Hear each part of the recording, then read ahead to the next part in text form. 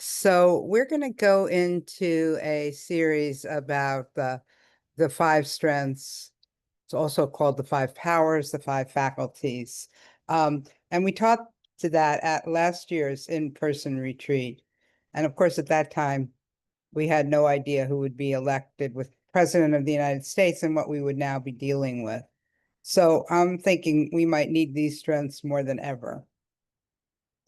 So the strengths are said to be to assist in overcoming challenges in spiritual practice, and I'd say they help us overcome challenges in life and in these challenging times we are living through. So today I'm going to talk about the one that's usually the first, although I think on the retreat last year we didn't take them in this order, and which is often translated as faith. But I actually like the word confidence a bit better. And in the days to come, Linda and I, and perhaps other teachers will teach on some of the other four strengths, faculties, powers. So as I think most of you know, there's lots of lists in Buddhism, in part for sure because they didn't have the written word over 2,500 years ago. Though I am actually finding the lists helpful now. I used to have a hard time with them, but now I find them as a way to organize my Dharma thinking. And thankfully, I'm not striving for them, at least the positive qualities, as much. I think that's perhaps why I didn't like them, because I thought I had to get those positive qualities and get rid of those negative ones. And I don't see it that way now. I see it as a much more long and circuitous process. But what's different about this list that sets it apart from all the other lists are that the same things are on two lists. And they're called the, developing ones, like these faculties are called faculties, and they develop into something that's more mature, more steadfast, which would be a power. And I don't think there's that kind of clear line between a faculty and a power. It's a continuum. And of course, it fluctuates in each because they too are impacted by condition. So we've tended to use the word strength to refer to this continuum. So Linda's not teaching today, but she said, you can use this as part of your talk, because she doesn't have the strength to teach because she's got this respiratory virus. It went around at this year's in-person retreat, and that was despite mask wearing and other precautions. So under these conditions, she doesn't have the strength she usually has. And she wrote me that she also doesn't have the voice she usually has. So she's resting. Okay, I think the word faith can be confusing and difficult for some of us because we learned of faith as faith in another, perhaps in God. And I don't think that's what's being referred to here. I know it's not. I read in my research a little bit, the literal so the Pali word is sada, and the literal meaning or translation is to place the heart upon, to offer one's heart. I really love this translation. I feel a lot of heart in these daily Unedited meditations, and I certainly felt a lot of heart at our in-person retreat this year. So, faith in Buddhism is not like a thing, a thought. It's a feeling. It's affective. It's a positive response or confidence towards someone or something. And it's probably going to be experienced and then verbalized differently for each of us.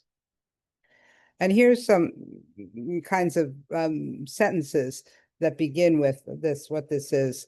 A faith or confidence that reflecting upon my inner life will bear positive fruits. Yes, I have that confidence for myself and you. Or a faith or confidence in this path we're on together. Or could be either. I have a faith in the capacity to be awake and aware and to care for myself and one another. There was a moment, it was really sort of a flash at this year's in-person retreat where I had this like really strong feeling about having faith, and everybody at the retreat, I was referring to them because they were there, that in your path of development. And it was a potent moment for me. It was, and I think it also slightly shifted how I think about myself as a teacher. To have that much faith in you all and myself. So it was a lovely moment, really. Now, I want to be clear, this is not blind faith that's being referred to in this strength. Um, and blind faith is a problem.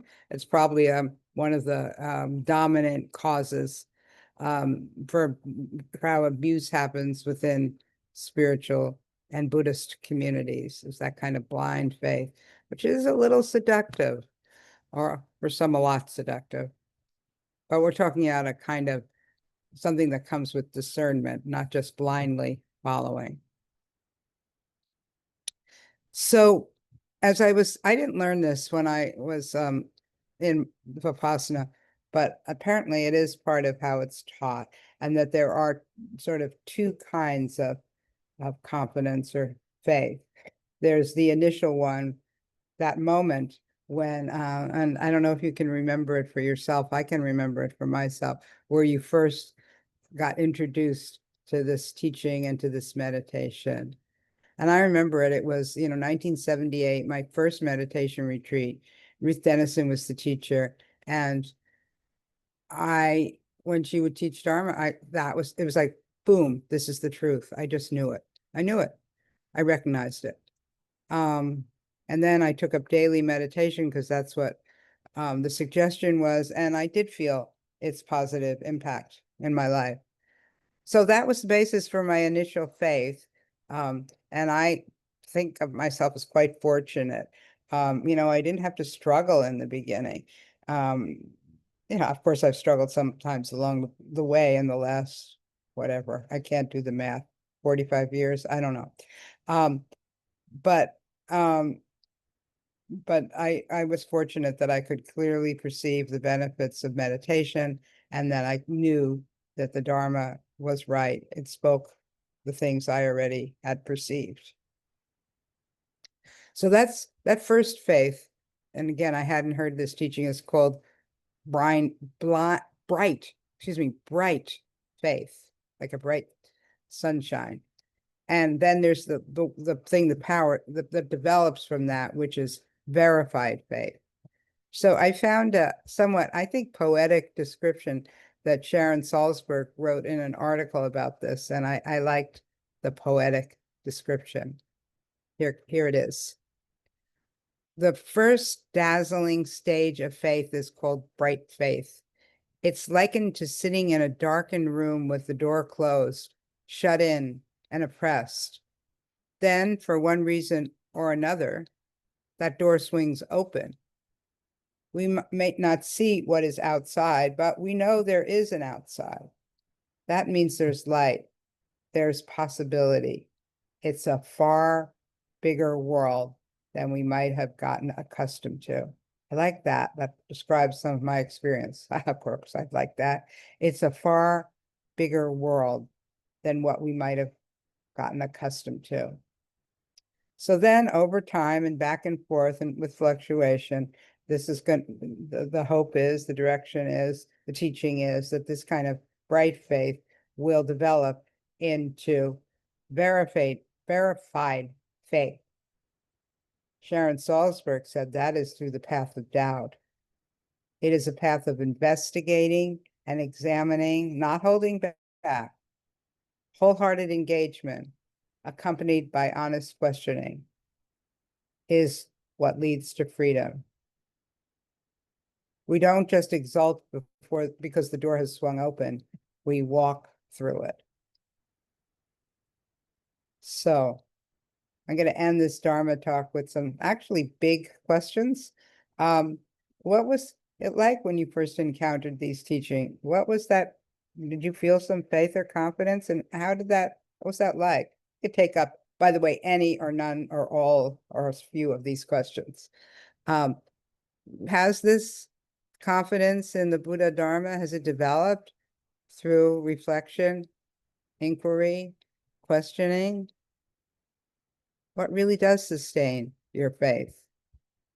What does really sustain your confidence?